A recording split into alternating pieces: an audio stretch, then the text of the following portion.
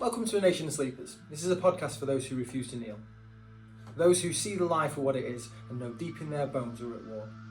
Not just a physical war, but a spiritual one too.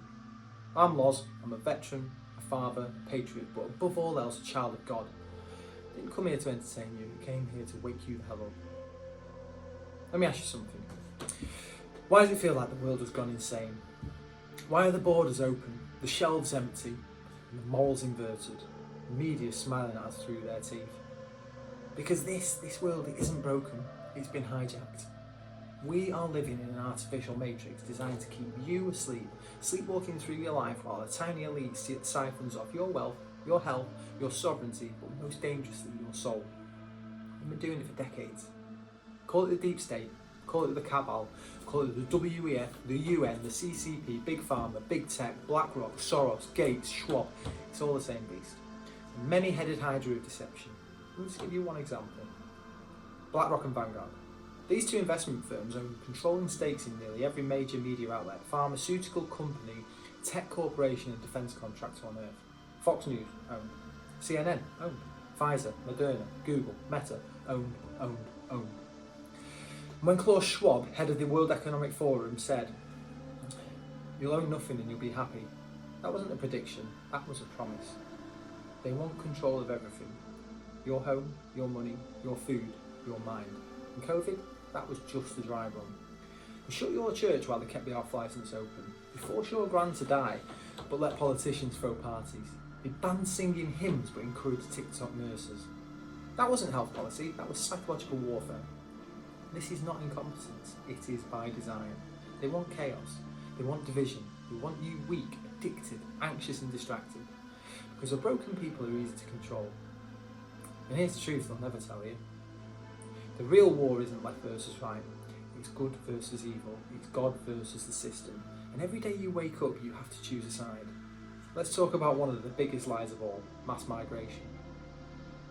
You've been told it's humanitarian, you've been told it's progress, you've been told to shut your mouth and welcome it.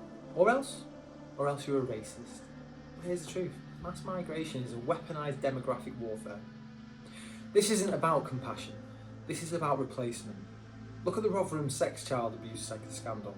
Over 1,400 young girls, mostly white, were raped, beaten and trafficked while the police and the councils turned a blind eye. Why? Because the abusers were mostly Pakistani Muslim men and the authorities were too scared of being called racist to act. That's not progress, that's surrender. In Sweden, a once peaceful nation now has entire no-go zones where the police fear to tread. Grenade attacks, gang wars, Islamic courts. Sweden used to be a model for social democracy. Now it's a model for what happens when you open the gates and you burn your history. Here in the UK, veterans are on the streets while legal immigrants are living in 4-star hotels, fed and clothed at your expense. No ID, no job, there's no problem. Welcome to Britain. And if you complain, you're far right. This isn't immigration, this is invasion. They are dismantling your culture, flooding your communities and rewriting your history, all while you're footing the bill. This is not about race, this is about control.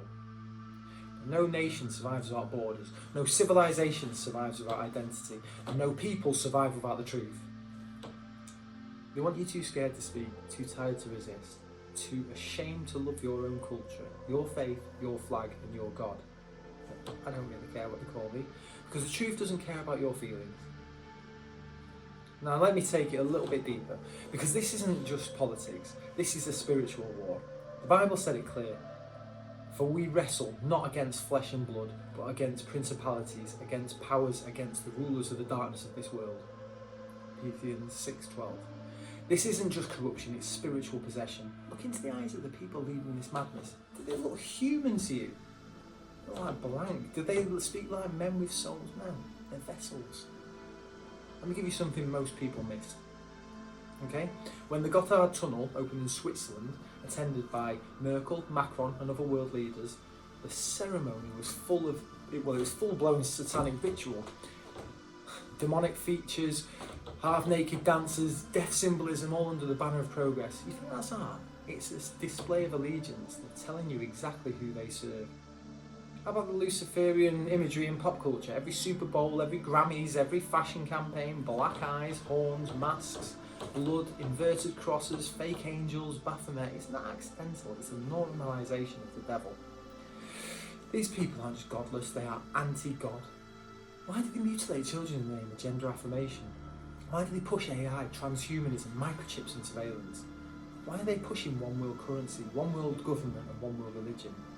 Because it's counterfeit kingdom. It's a demonic imitation of what God already made perfect. But here's the good news. God isn't silent anymore. God isn't distant. God is rising in you. And that's why they hate him. Because once you wake up to who you really are, you become uncontrollable. Let's talk about you, men. Because there's one group that the system fears more than anything. It's awakened men of God. So they target us. They drug you with porn. They shame you with guilt. They label masculinity as toxic. They call submission empowerment.